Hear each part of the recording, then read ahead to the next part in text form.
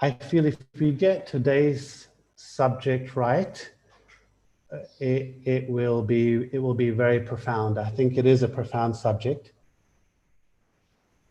Again, I feel to really deeply understand this subject of how to make a difference, particularly I feel where we are in the world right now, with what we're going through as a global community.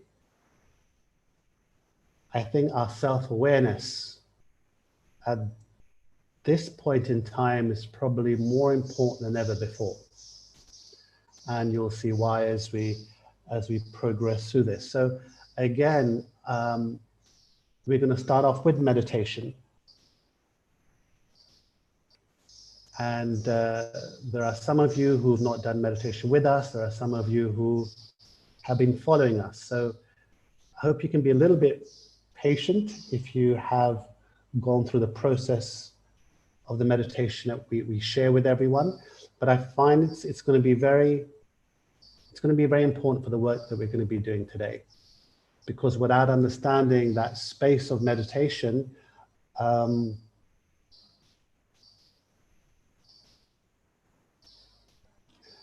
capacity to make a difference is really not going to be there. It's not going to show itself. So when we explore meditation,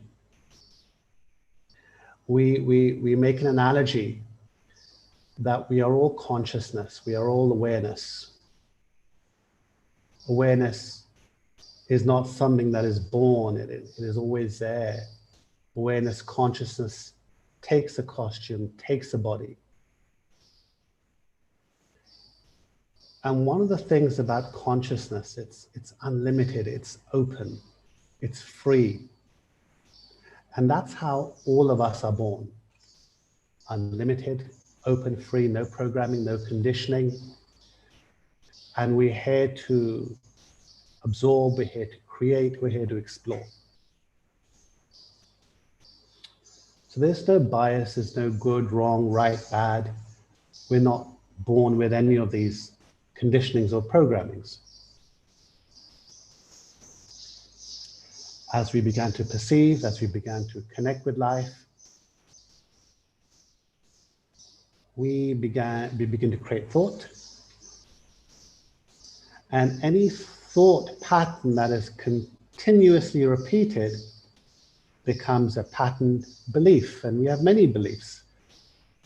Beliefs that make us feel good, some beliefs that don't make us feel good. We can have many limiting beliefs. I'm not enough. I'm powerless, helpless. I'm not worthy. Maybe we don't go around saying these things, but we've picked this up from our environment and we've experienced this, and it is now within our psyche, within our awareness, this programming. And we're feeding it. We don't even know that we feed our beliefs or how we feed our beliefs. So there are limiting beliefs. There are beliefs that serve us. Beliefs that we want to adopt, beliefs that we don't want to let go of. But here's what happens in time. Even with the beliefs I feel that we value, is that we forget we are the sky. We forget we are abundant, we're open, we're free. And we get drawn into the cloud. We become the cloud. We assume the belief, our religion, our nationality, our gender, and all the stories that go into every single belief.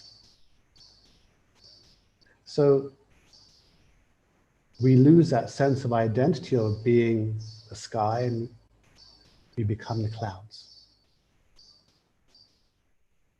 And we reinforce the clouds over the period of our life, so much so that we call this our personality, identity, and it separates us from everyone else. It gives us our uniqueness. But it also creates an incredible amount of judgment, rights and wrongs and goods and bads, because it's almost as if we want the world to, people to see the world through our lenses. And as you know, that's not possible. So what is a journey of meditation? The journey of meditation is to take the individual, and I feel the collective as well, into that space of oneness and that wholeness, because that is where we are one. That is beyond the illusion of the cloud. We are wholeness, we are oneness. We cannot compare and say my wholeness is better than your wholeness, or we are wholeness, we are oneness, we are the sky. And that's what meditation is. It takes us away from the clouds into that space of wholeness. Why is that so important?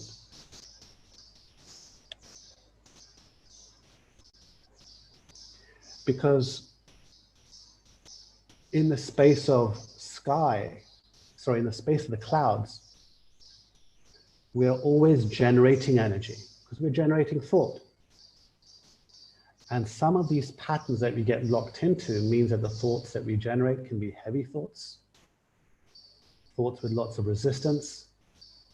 Now imagine, when you have millions, if not billions of people with thoughts filled with resistance and fear, then there's going to be turbulence within the world.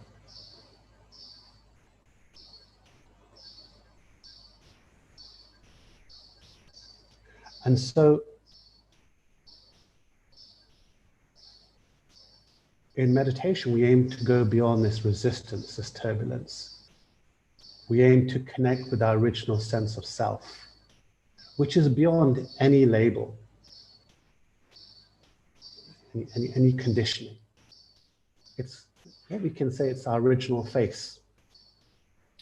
And so I'd like to share an approach with you, and I have been practicing this over the months online. I like this because I feel it has, it's for me, it's a direct path. It doesn't have any technique. It doesn't require too much visualization because some people may not be visual people. It doesn't require props, and it doesn't require my connection to be incredibly exotic either. It's very real connection. And so the idea behind meditation is, whilst when I'm in a cloud, I'm generating energy. When I'm meditating, I'm gathering energy. I'm gathering all that energy that I've invested in the clouds, into being the clouds. I'm gathering that energy back. And right now, I feel, as we'll explore today, that energy has huge benefits in, I think it has huge benefits in how we serve the collective, how we serve humanity.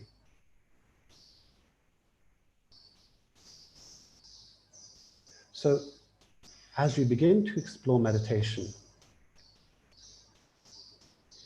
I feel the first thing to understand is awareness as opposed to concentration. We're not focusing or concentrating on breath. We're not trying to force our minds to do certain things. It's not that kind of a practice. We start off with understanding awareness. And awareness is actually the opposite of concentration, where concentration is more focusing, more homing in.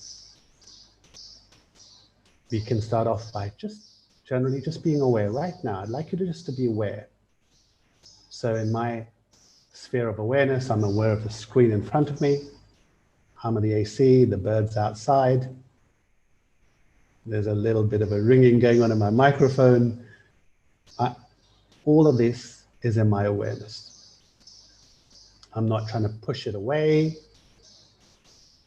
If, for example, I'm focusing on one particular thing, the birds outside, I'm going to have to drone all the other noises away, all the other stimuli away.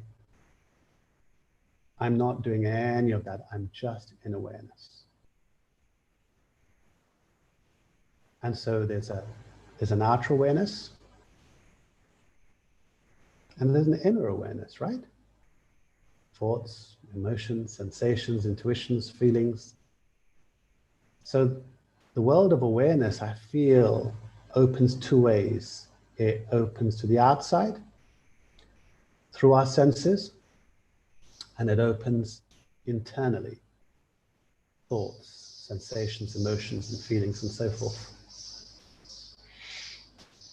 So just be fully aware. Just be aware. And so if I were to ask you a question, are you aware right now? Are you aware? Just like your mother used to say when you were young, are you listening? Are you listening? Are you aware? For that brief moment, when your mother was saying to you, are you listening to me? For that brief moment, you would be alert to listening to your mother. There would be alertness in that moment. In that same way, when we say, are you aware? You become alert to being aware in that moment.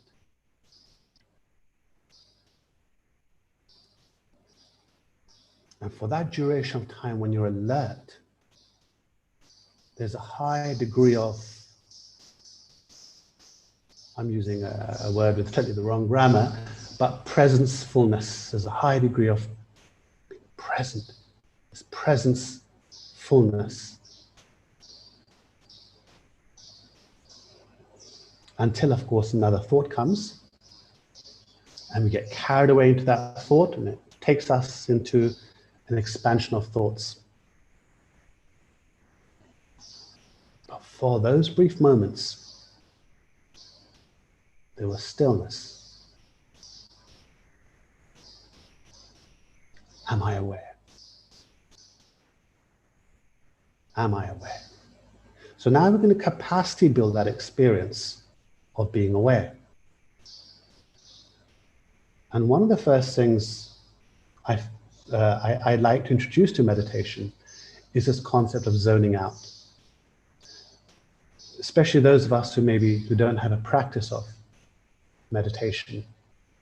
You have the experience that you're in a lecture or you're listening to someone, you're watching someone, listening to someone, and all of a sudden your mind it goes somewhere else,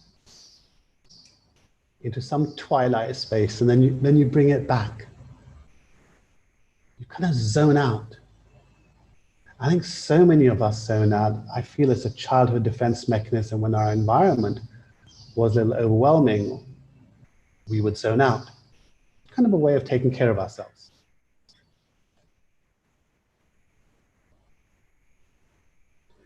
And so often that when you zone out, thereafter it doesn't take long before there's a barrage of thoughts that just consume you. So when I say, are you alert to being aware? Are you aware? That means, are you alert to being aware? Are you aware? To add to that, I want you to be aware and alert to zoning out, which means alert that you don't zone out. Let's try that for a moment. Just be aware. Am I aware? And just hold your awareness of not zoning out. Alert to not zoning out.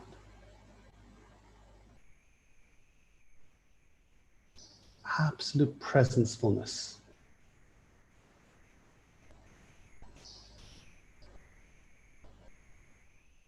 Presenceful.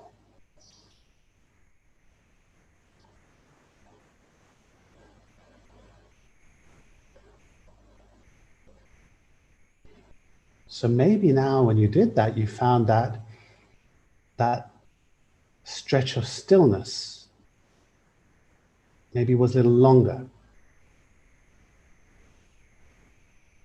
You were in attention more so to the things that would take you away from being present. So the first aspect of attention is alert to zoning out. And the second one that we explore, and the analogy I use is that of a surfboard. So it's like a thought that comes in the form of a surfboard. If you're going to get on that surfboard will whisk you away into a whole barrage of other thoughts. So when I'm alert to being aware, and another name for that is my awareness, aware on being aware, alert on being aware, or aware of being aware. When I'm in that awareness, alert that I don't zone out, but also alert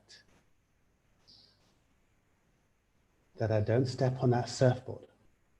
Meaning, thoughts will come, but they're my secondary awareness. My first awareness is presencefulness, just alert on being aware. Absolute present. That's my primary awareness. And so my secondary or my softer awareness are these thoughts that come, and they may go, or they may not come. So let's try that. Let's try that for a minute. Alert on being aware. Am I aware?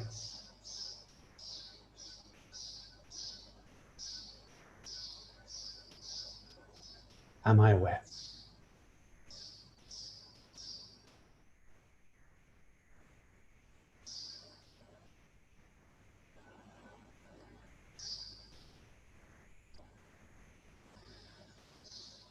Alert to zoning out.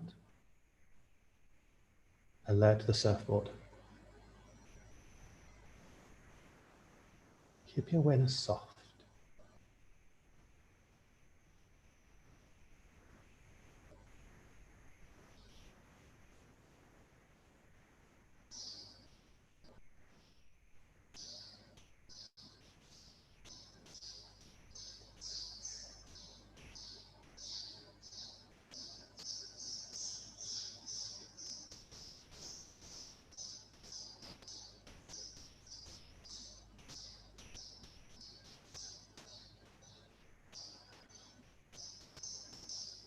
Okay, that's 1 minute.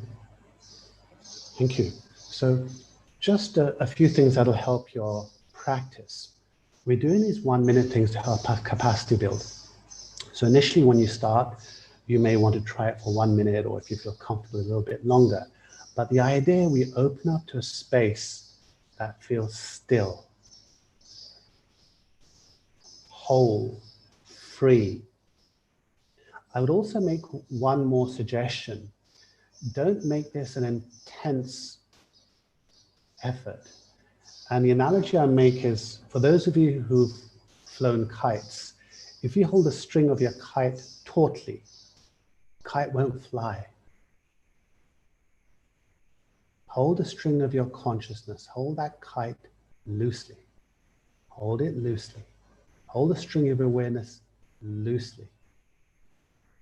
And you'll find the experience a lot more softer, a lot more easier. Okay, let's try again. Minute starts now.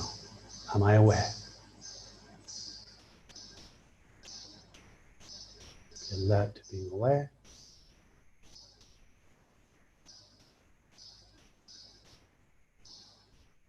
Alert to zoning out.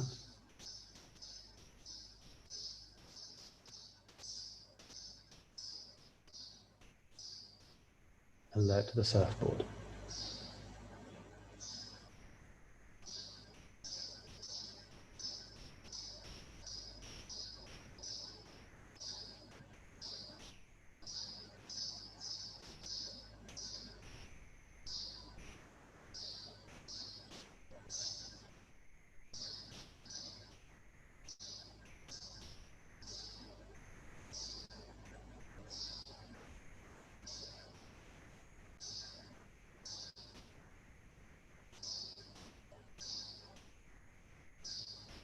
Okay, that's a minute.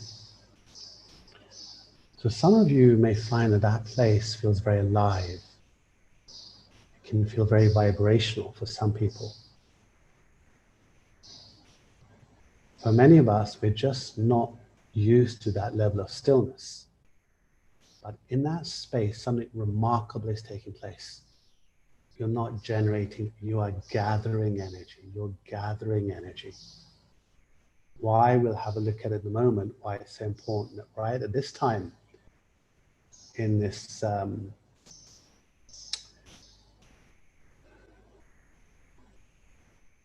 this junction in history, why the gathering of energy is so important. So should we try it one more time? Yeah, let's try it one more time. Okay, are you aware? Soft awareness, soft awareness. Remember, any thoughts that come in the background, they are secondary awareness. Your primary awareness is alert to being aware, presence full.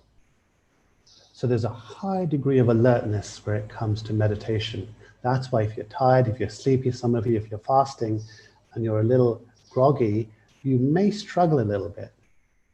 Because meditation does require a high degree of alertness and awareness. Okay, let's try it together. 1 minute starts now. Am I aware?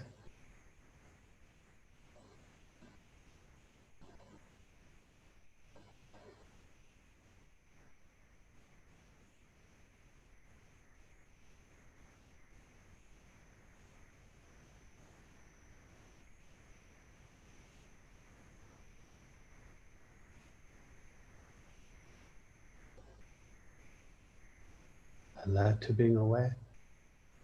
Alert to zoning out. And alert not to get on that surfboard.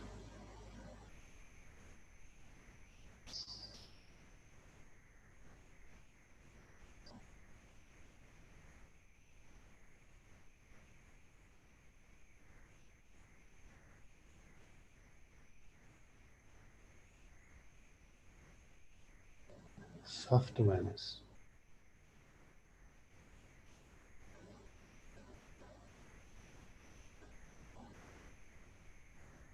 Ease into the awareness.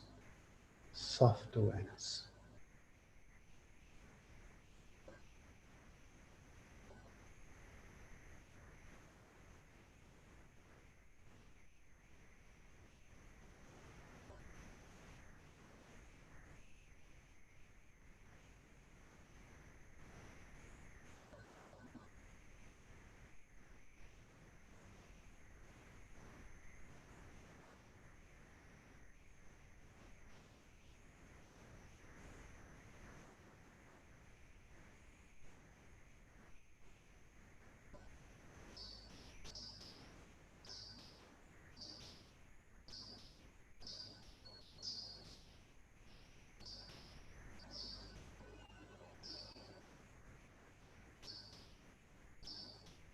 Okay.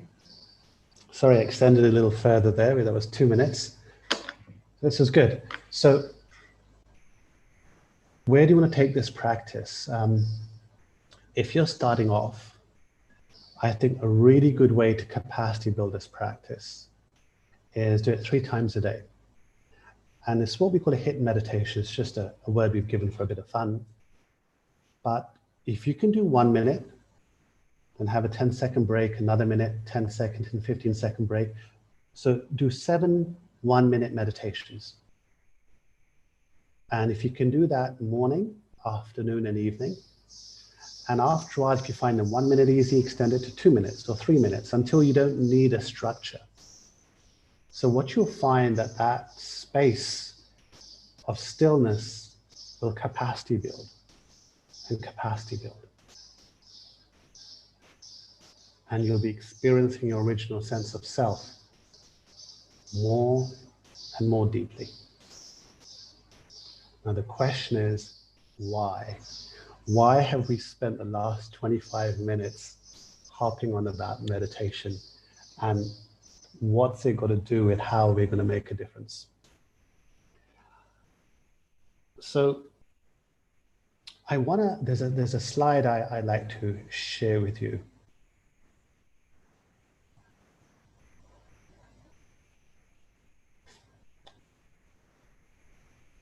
Okay.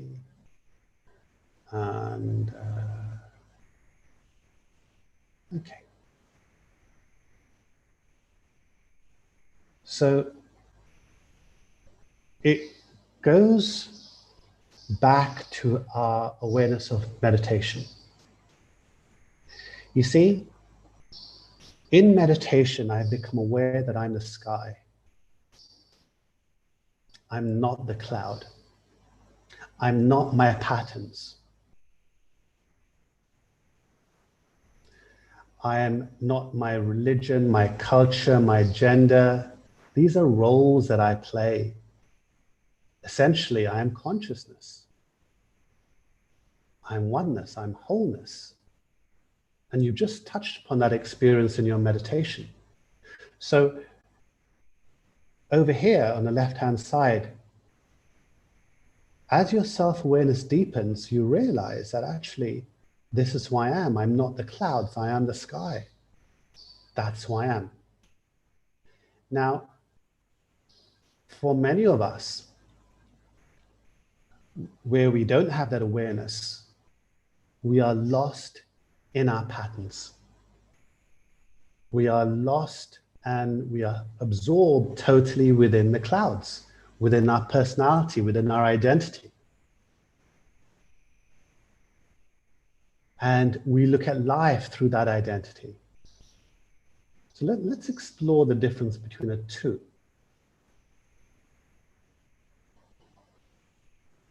So when I'm more self-aware, you'll see that the journey of being self-aware takes you away from judgment. Because judgment only happens when I have become the cloud. When I'm fully in the cloud, what is judgment? I want other people to look at life through my specs. I want other people to look at life the way I look at life, through my rights and wrongs and do's and don'ts. So the more self-aware I've become, the more I assume the awareness of operating from that sense of sky. There is no judgment. And so that's one of the first things that you find, that as you start becoming more self-aware, you become a lot more aware of judgment. And you tend to find the second thing is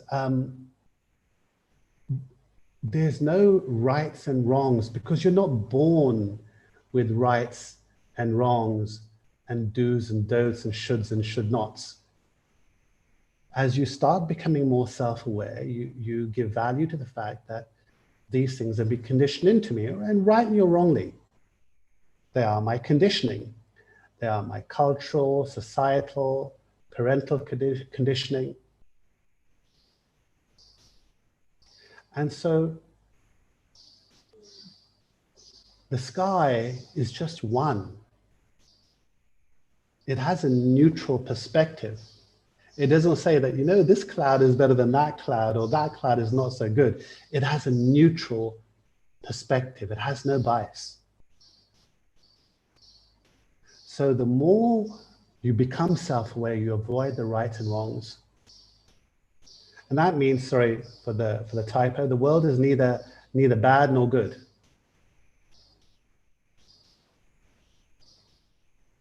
The world is neither bad nor good.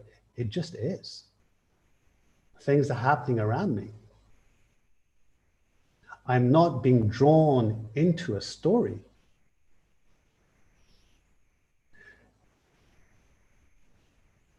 Things happen from me. Life happens from me. So those of you who've been doing meditation with us, I think one of the first principles that we explore in meditation is that we are an energy being in an energy universe. I am an energy being in an energy universe. Am I energy vibration? is formed as a result of my thought, emotion, thought, emotion.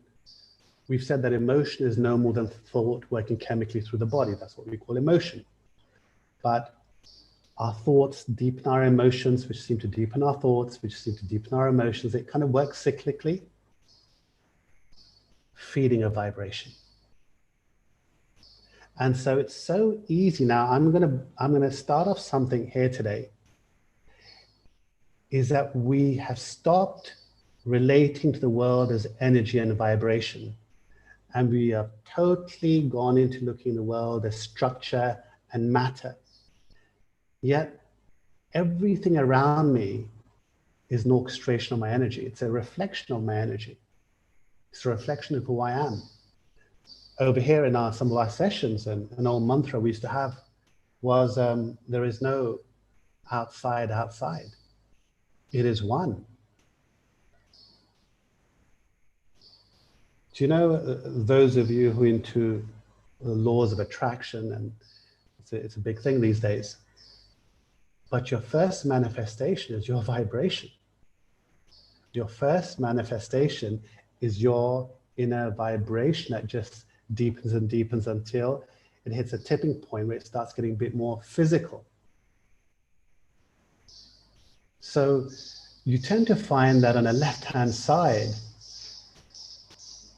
as you become self-aware, there seems to be a movement towards ease and softening my patterns. Now on the right-hand side, there's lots of judgment. Lots of judgment.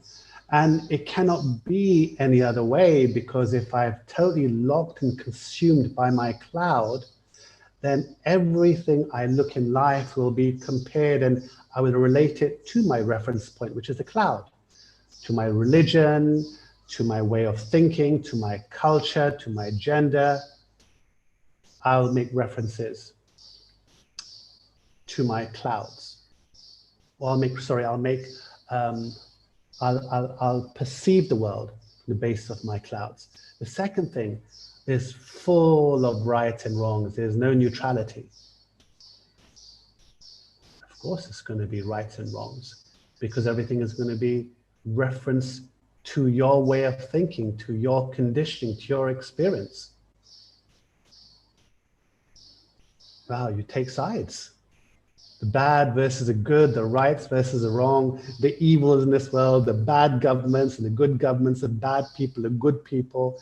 I mean, our history books are full of one versus the other, good versus bad. And here's the interesting thing, is that the self-absorbed person will be really, I feel, leaning towards a victim mentality. Things are happening to me. He's doing this to me. He did this to me. The government is doing it to us. There are people out there, these forces that are doing it to us. And so you live in a very self-absorbed victim mentality where things are happening to you. Now here's the difference. In one aspect, a self-aware person will be softening out that resistance, will be softening those patterns, because he or she knows that they're not the cloud, they are the sky. The self-absorbed person is going to be full of resistance. Now, think about this. Just over the right-hand side, we talk about resistance and heaviness within. When your thinking is always full of judgment, rights and wrongs and goods and bads and things are happening to me, your consciousness, your awareness is going to become really heavy. So we say that consciousness is kind of a dense consciousness. Whilst those who are leaning more towards self-awareness and are softening their patterns, That's what spirituality is. As you go within, you begin to soften your patterns, easing off those patterns, gathering the energy back that's been invested into your beliefs and your ways of doing things. So we say that their consciousness is more subtle. So again, I'm not saying that one is better than the other and this lot are bad and that lot are really good, but you just realize that those who are self-aware are softening their patterns off. So their consciousness is more subtle. Over here, there's a lot more denseness. Now, guys, here's where it gets interesting. If we are energy beings in an energy universe, and there are 6.5, 7 billion people in the world, maybe. What do you think is going to happen when millions, if not billions of people are operating in a consciousness that's dense? What do you think is going to happen? What kind of conversations are they going to have? What kind of material are they going to be reading and watching and talking about? They're going to be consistently in this victim mentality, things happening to us. The governments are bad, this is bad, that's bad, this is right, that's wrong. You know, I heard this scientist years ago. I think it was Deepak Chopra at that time. He was mentioning this. He said, if you look at natural disasters around you, and he said, if you believe in consciousness, even that is an extension of consciousness. Because when the collective mind is turbulent, nature is going to be turbulent. So maybe when we settle down, nature will settle down. So guys, again, we've got to stop looking at life as physical. It is not physical. It is energy. It is energy. It is energy. And the only way we're going to begin to make a shift is if we can begin to understand this main principle. Unless we've understood this principle, we're ever going to be grappling and trying to fix the outside and sort the outside out, because the old adage of outside is good and inside is good, but there is no outside, there is no inside. Outside is an extension of inside. Now,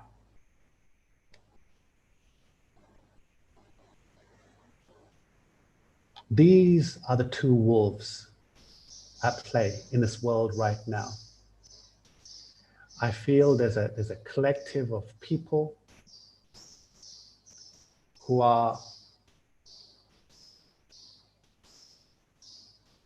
exploring self-awareness. Many, millions of people exploring and deepening their self-awareness. They realize this paradigm that how reactive their life is, how full of resistance it is, and how they are generating that resistance. So they're making the consciousness more subtle. And then we've got a lot more people operating in dense consciousness. A lot more people creating a lot more resistance. Now, when that happens, you've got two wolves at war. The question is, which one are you going to feed? Which one are you going to feed? Because the mass of population that is self-absorbed and operating resistance, that's a very heavy force. That's a very heavy force. It's so easy to get sucked into that, isn't it? The fears about the world and about viruses and about this and about that. It's very compelling, very heavy energy. But when we look at that energy, here's what you will find. I saw this video the other day, and someone break it down into these 4 components, and I felt it was a simple and useful model to work with. But they're saying that this resistance has 4 faces. People are operating either in fear, in lack, in control, or in greed. That's what happens when we lose ourselves, become self-absorbed. Our consciousness becomes dense and heavy over here, and we end up operating from fear, from lack, from control, from greed. Now, why did we start off with meditation? Why did we start off with meditation? Because the complete opposing perspective to that is that you are whole, you are energy, you are oneness, you cannot be harmed. The only thing that can be harmed is your cloud that you're holding on so tightly to. So for example, if my religious cloud that I hang on to, and if someone attacks or says something to my religion, you know, I exert a lot of control. I exert a lot of control. And yet, that's not who I am. That's a path I follow. And I am wholeness. I am oneness. That's who I am. So, the majority of people, billions of people, are operating in a consciousness of fear, lack, control, and greed. And it's not to say that the people who are self-aware don't experience that, because of course we're on a journey. We're on a journey to soften our resistance and soften and soften and soften away. But I'd like to think that there's more awareness over here. You feel bad, you feel heavy, you get angry, you get irritated, you get frustrated. Okay, but there's a movement towards softening. It continues, it continues, it continues. So,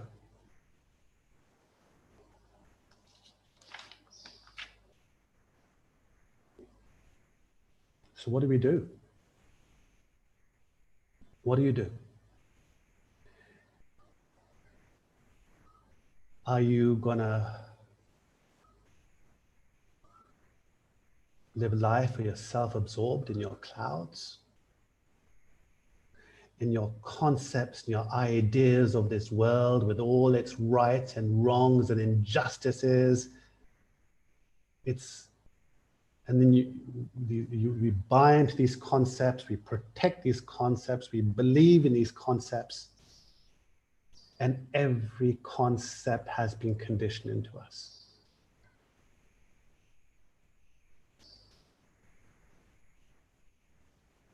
Fear, lack, control, and greed. So, are you going to feed this wolf? Because the more you feed this wolf, your denseness will deepen and there will be no freedom. And so my question to you is, are you here to make a difference? Or are you here to contribute, to co-create this heaviness? Because the majority of people are leaning towards this. It's stuff we're watching on television, it's stuff we're talking about.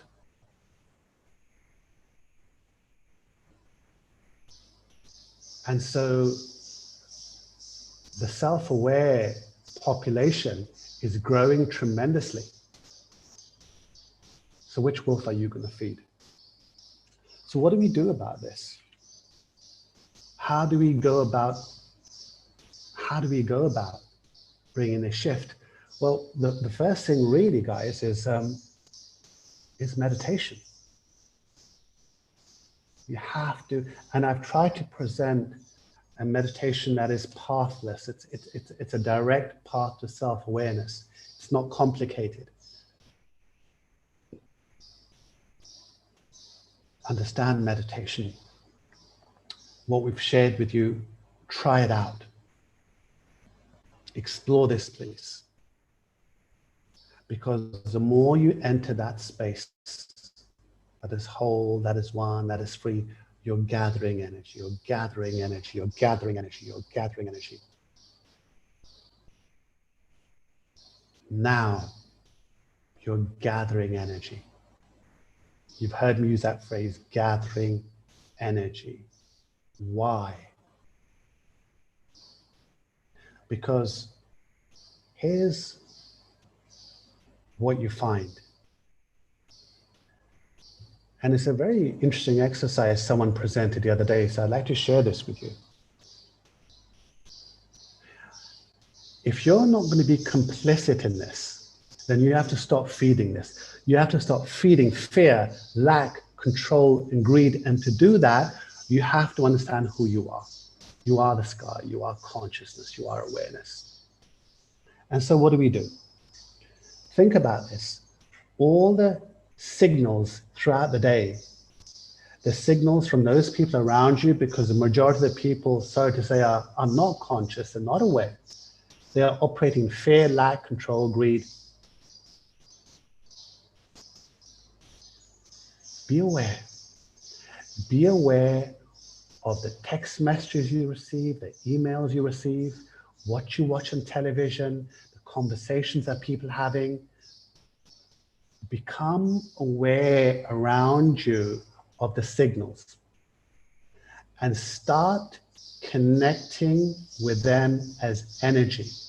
So if someone is behaving with you in a particular way, or they're having a kind of conversation of how bad the world is and that people are doing this and people are doing that,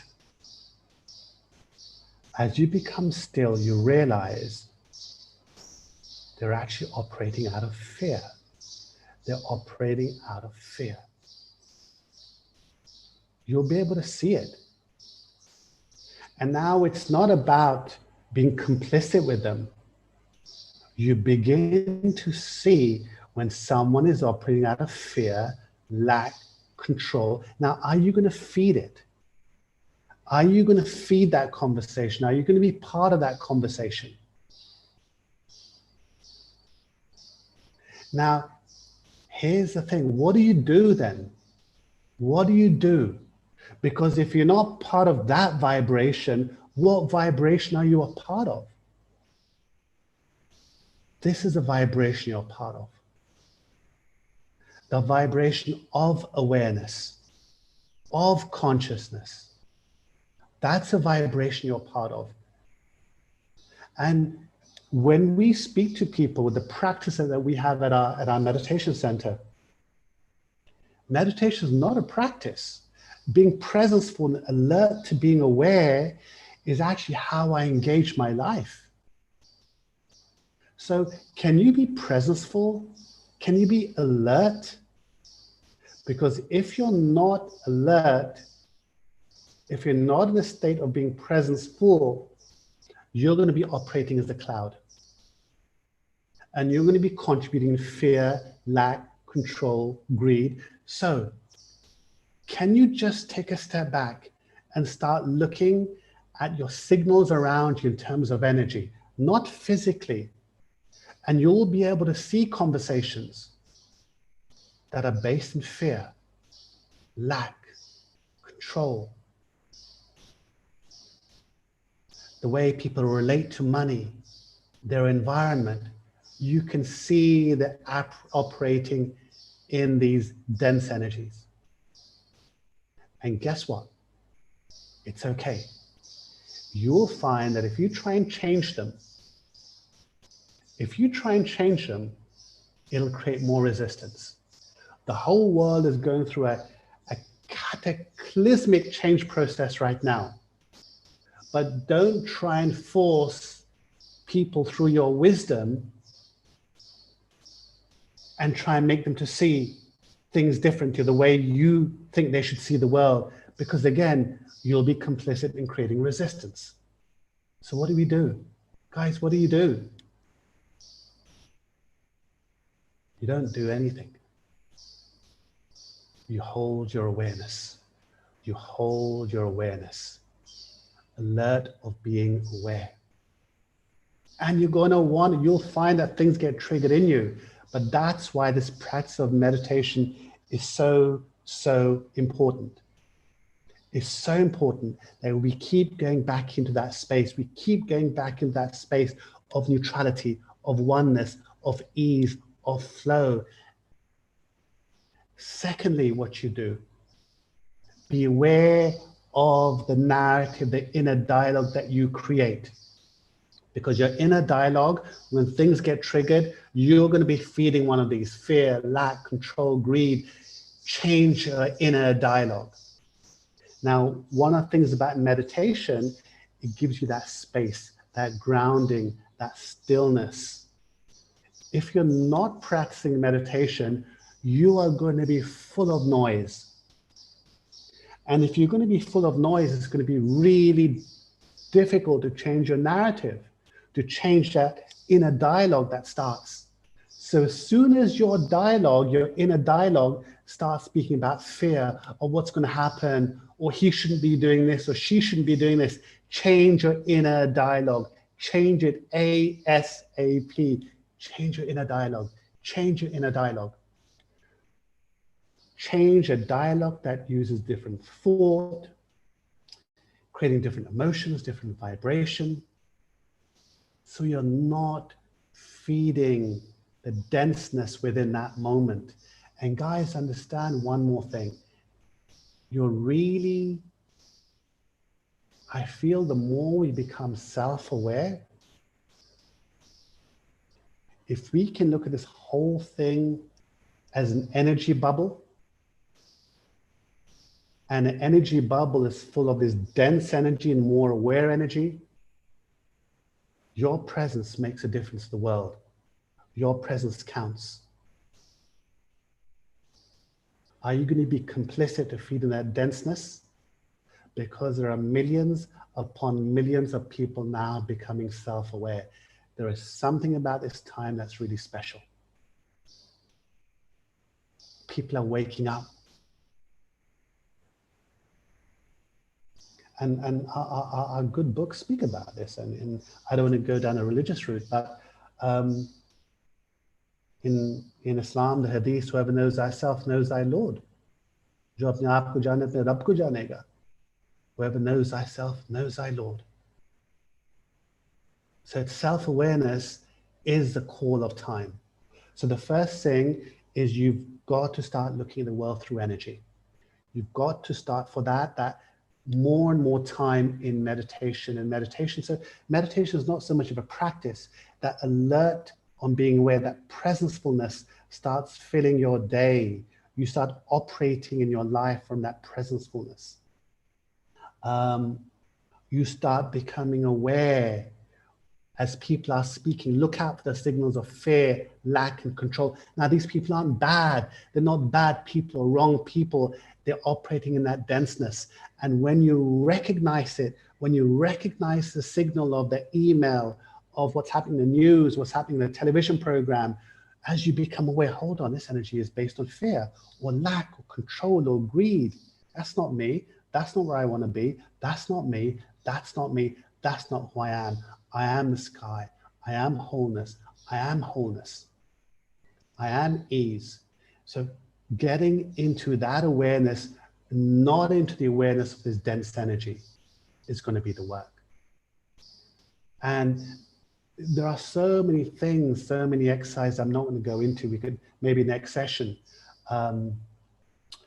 about when I change my perspective, when I start having a different conversation that feels good to me. It can be a conversation about gratitude, a conversation about love or compassion or whatever it is. But you're not going to be complicit to feeding the resistance. I tend to find one more thing. I guess it's a personal practice, but it's something that I find really helps me. So the idea is we want to get into a neutral space. We want to get away from judgment, rights and wrongs.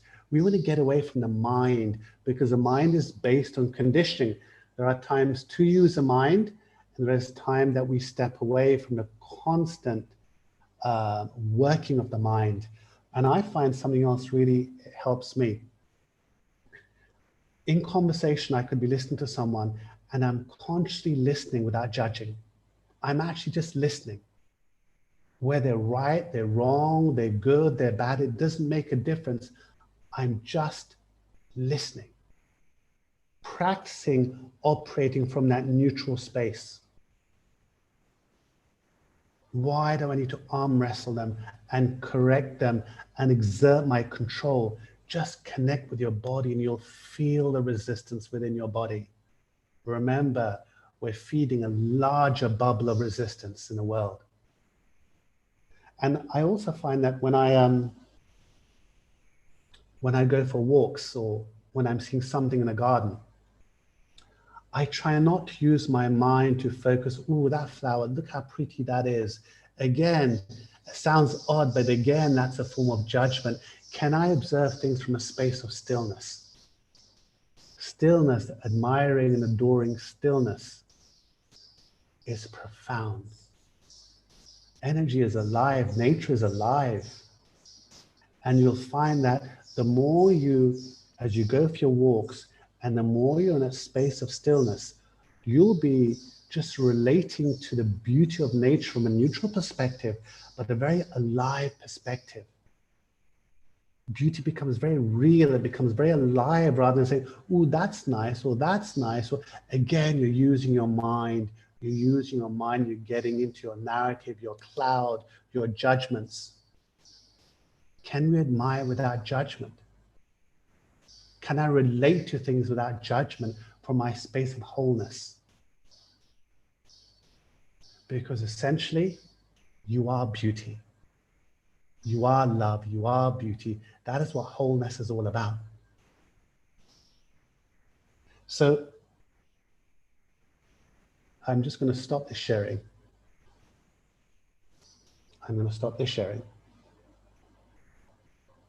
So just a final few words. We've got to start relating to the world as energy now. Not physically, as energy.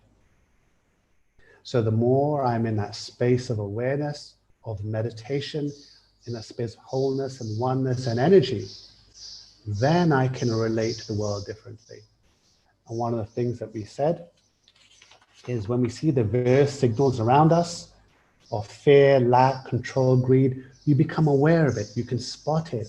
You can see it. It takes a little bit of time to strip it down. It takes a little bit of time just to become aware. What you realize is you become aware, you can sense where people are operating from, and they're not bad people. They're not dirty, bad, condemned people. That's a conditioning. But am I going to be complicit to that? Am I going to add to that? I have a lot bigger role to play now. So become aware and change your narrative. Soon as you see, because we are a work in progress, and as you see your narrative taking the shape of fear or lack or control or greed, change your narrative, change your inner dialogue so your body starts feeling different, starts feeling a different emotion. It starts not feeding that resistance. That's really, really important. And the final thing was just exploring operating from a space that's more neutral, from a space that's free of judgment. It can be the news, it can be things around you, nature. Why do we need to go into judgments of right and wrong? Right and wrong according to whom? Good and bad according to whom? So I really feel we're here to make a difference right now. It depends on which wolf you want to feed, really. And if you're lost in the illusion of the cloud, then there's going to be a lot of suffering. Because you're forever going to be taking sides, you're right, it's wrong, and the world is bad, and this is what's happening, and this conspiracy theory is what's happening. Look at the president, look at the prime minister, they're doing this and they're doing this. I mean, you're never going to be free. You're going to be living and swimming in resistance, and you're going to be adding to the collective energy of resistance. So I think we have, I think we're at this junction now, which is phenomenal. There are big changes taking place in the world right now, and it's happening not to us, it's happening from us. But I feel it depends on which wolf we are now going to feed. Okay? And I feel that for this, the heart of this is to understand meditation and self-awareness, to be the sky and not the clouds. So,